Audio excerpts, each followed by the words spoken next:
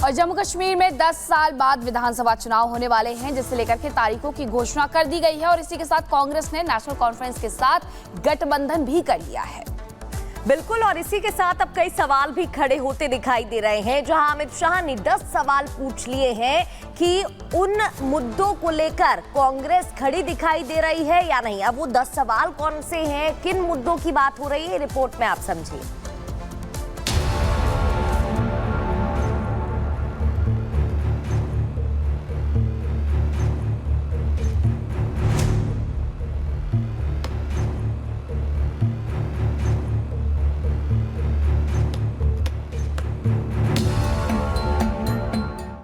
But 2 निशान, 2 प्रधान and 2 संविधान।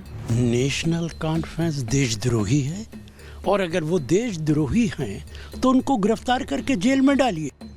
जम्मू कश्मीर में 10 साल बाद होने वाले विधानसभा चुनाव को लेकर राजनीतिक दल एड़ी चोटी का जोर लगा रहे हैं। सत्ता में काबिज होने के लिए कांग्रेस और नेशनल कॉन्फ्रेंस में गठबंधन भी हो चुका है।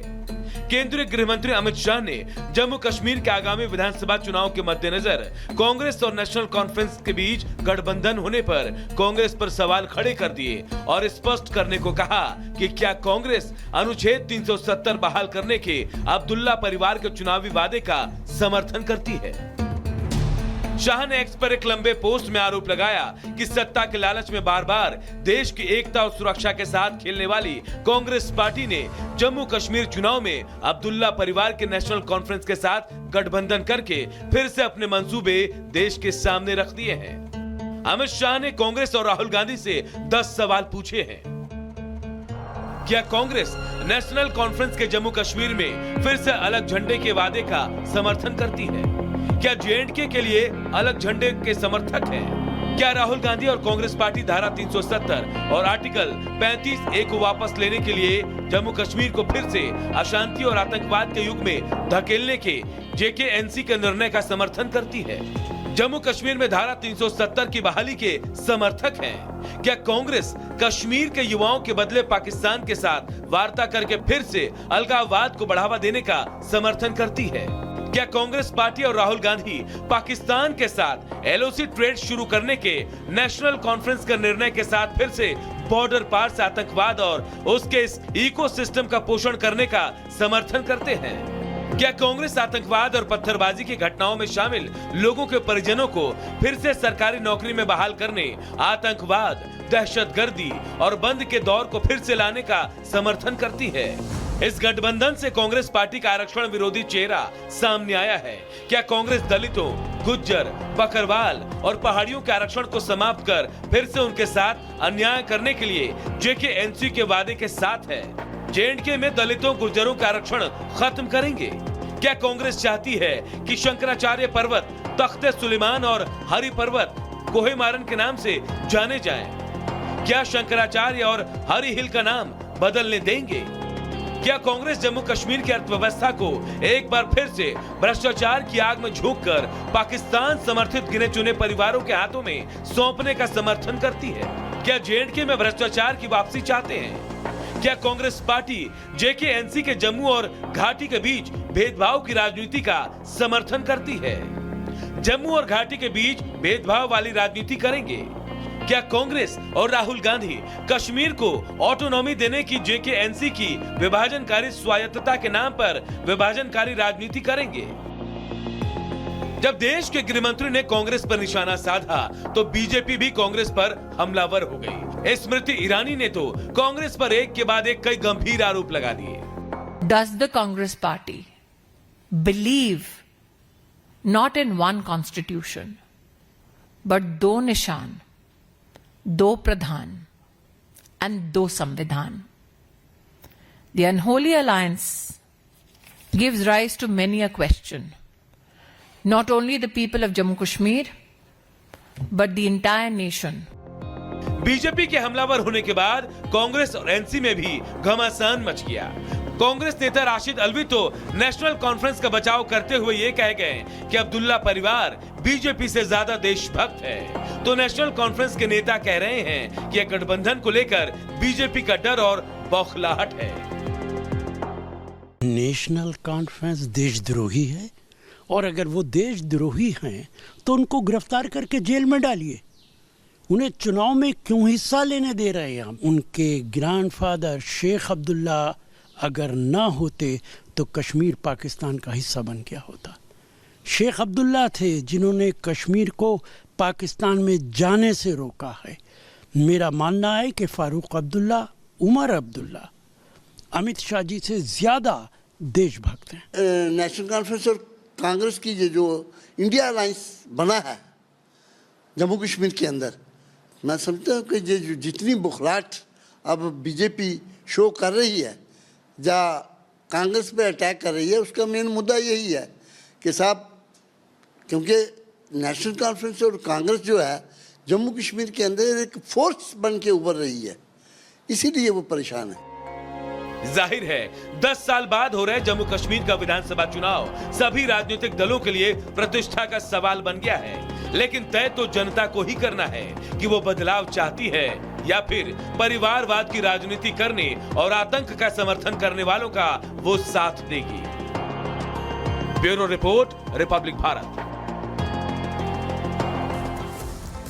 जम्मू कश्मीर विधानसभा के लिए 3 चरणों में चुनाव होने हैं। 4 अक्टूबर को परिणाम आने हैं, लेकिन उसके पहले जो गठबंधन का दौर है वो भी शुरू हो गया है। अब जब गठबंधन हुआ है कांग्रेस और एनसी के बीच, तो उसे लेकर के जम्मू कश्मीर में कांग्रेस एनसी ने हाथ मिलाया है। बीजेपी ने सवाल पूछने शुरू कर दिए हैं। केंद्रीय गृह मंत्री अमित शाह के द्वारा 10 सवाल पूछे गए हैं। क्या क्या सवाल पूछे गए हैं उसके बारे में भी अब आपको बता देते हैं कि इलेक्शन से पहले ये पूछा जा रहा है कि 370 की क्या बहाली जो का समर्थन कांग्रेस के द्वारा किया जाएगा विधानसभा चुनाव के लिए। दोनों साथ आए हैं, ये भी आपको बता रहे हैं। बीजेपी कांग्रेस के साथ पर एनसी पर हमलावर बीजेपी नजर आ रही है। गठबंधन के विरोध में बीजेपी आज प्रेस कॉन्फ्रेंस भी करने वाली है। देश भर में प्रेस कॉन्फ्रेंस कर बीजेपी विरोध दर्ज कराएगी। ये कहा गया क्योंकि बीजेपी ने साफ कर दिया कि वो किसी से भी गठबंधन नहीं करने वाले हैं और अकेले ही चुनाव लड़ने वाले हैं, क्योंकि पिछले बार बीजेपी ने गठबंधन किया था, लेकिन इस बार कोई गठबंधन नहीं होगा। और अब आगे बढ़ते हुए बात यूपी के बिजनौर की कर लेते हैं। बिजनौर की एक बस्ती में हिंदू परिवार डर और खौफ के साए में रह रहे हैं। जब छेड़छाड़ करने का विरोध किया तो हिंदू परिवार के साथ मारपीट कर दी गई, जिसका आरोप हिंदू परिवारों ने लगाया है। इसी वजह से अब हिंदू परिवारों ने अपने घर के बाहर ये घर बिकाऊ है पोस्टर लगा दिए हैं और लिख दिए हैं। क्या है पूरा मामला, रिपोर्ट देखिए।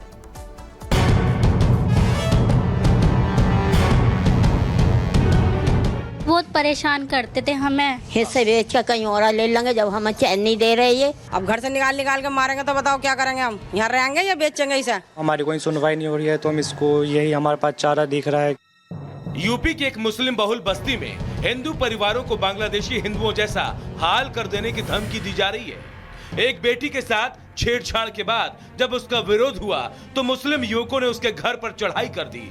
डर और खौफ में जी रहे हिंदुओं ने अपना घर बेचने का फैसला तक कर लिया और घर के बाहर लिख दिया, ये मकान बिकाऊ है। पहले, दूसरे, तीसरे, चौथे, पांचवें, छठे और सातवें घर के बाहर लिखा है, ये मकान बिकाऊ है। यही लिखा है बिजनौर के मोहल्ला सराय रफी में जो मुस्लिम बहुल बस्ती है। यहाँ हिंदुओं के मकान बिकाऊ हैं, लेकिन ये मन से नहीं मजबूरी से लिखा गया है। कहानी की शुरुआत होती है 19 अगस्त को, जब मोहल्ले की रहने वाले एक हिंदू युवती के फोन पर मुजम्मिल नाम का एक युवक अश्लील मैसेज भेजता है। विरोध करने पर डराता है, धमकाता है, गाली गलौज करता है। लड़की डर जाती है। पूरी बात उसने अपने घर वालों को बताई। घर वालों ने जब विरोध किया तो मुस्लिम युवक अपने सैकड़ों साथियों के साथ घर पर चढ़ाई कर देता है। उसके भाई को घर से 200 मीटर दूर ले जाकर उसके साथ मारपीट भी की गई। सर इंस्टाग्राम पर उसका मैसेज आया था मेरे पास। उसने मेरे से गंदी चैट की थी बहुत, तो मैंने अपने भाई से बताया। तो भाई को उसको देखकर बहुत गुस्सा आया, तो उसने भी उसको गाली दे दी थी एक। उसके बाद फिर हम घर पर आ गए थे, मतलब कि 4-5 लड़के आए बुलाने, उसको बुला करके ले गए। फिलहाल तो एक तो तोहिद था, एक इस्माइल और 2 और थे, 4 थे ये। तो ये बुला कर ले गए, फिर नाले पे मारा, कम से कम 400-500 लगभग बंदों ने मारा उनको। फिर वहाँ पर पुलिस आ गई थी। पुलिस आने के बाद अगर पुलिस नहीं आती तो वो जान से मारने के लिए बोल रहे थे, जिंदा जलाने के लिए बोल रहे थे। मैं यहाँ पे बैठा था अपने घर के दौरे, मुझे हाथ से लिवा के ले गए लड़के।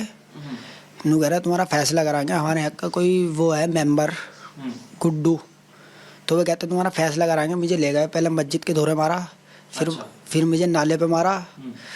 ऐसे ही 500-600 लोग थे जो आ रहा था, और वो भी मार रहे थे। और आधी इधर की लेडीज नू गए थे, इन्हें जान से मार दो, पेट्रोल गिर गए, इन्हें जीने का कोई अधिकार नहीं है, इन्हें मार दो दोनों को, ऐसे बोल रहे थे सब। मामला गंभीर था, पुलिस से सख्त एक्शन की उम्मीद थी, लेकिन होता इसका उल्टा है। पुलिस सांप्रदायिक सौहार्द बनाए रखने के नाम पर लड़की के भाई को ही घर से उठा कर ले जाती है। आरोप है कि थाने में उसके साथ भी मारपीट की जाती है। पीड़ित परिवार की कोई शिकायत तक नहीं ली जाती। प्रशासन ने हमें ज्यादा हटाया, उनको तो खैर कर ही रहे थे, लेकिन हमें ज्यादा हटा रहे थे। वो हमारे लड़के को वहाँ से उठा के और उन्होंने जाके थाने में बंद कर दिया।